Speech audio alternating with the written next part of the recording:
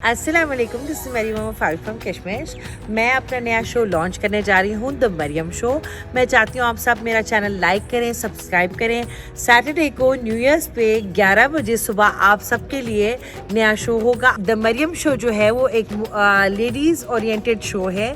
इसमें ख़वातीन की सेहत का, उनके स्किन का, हमारे बच्चों की देखभाल का, ये सारी चीज़ों के बारे में बात होगी। तो आप लोग मेरे चैनल को लाइक करें, सब्सक्राइब करें और सपोर्ट करें। आप सब ये मेरा शो देखें, ये सारी ख़वातीन, और मुझे बताएं कि आप लोगों को ये कैसा लगा और इसमें और भी अच्छी अच्छी चीज़ें हम आपके लिए लेके आएंगे।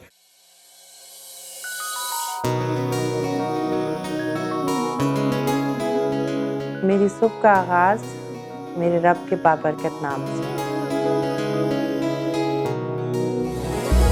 सुबह के रंग, परिंदों का चहचहाना और सेहत का ख्याल।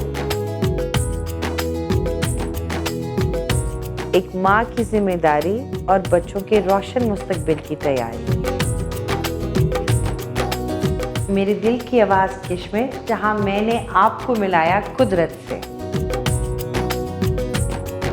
और ये है द मरियम शो, जहाँ मैं सुनती हूँ कुछ आपकी, कुछ दिल की।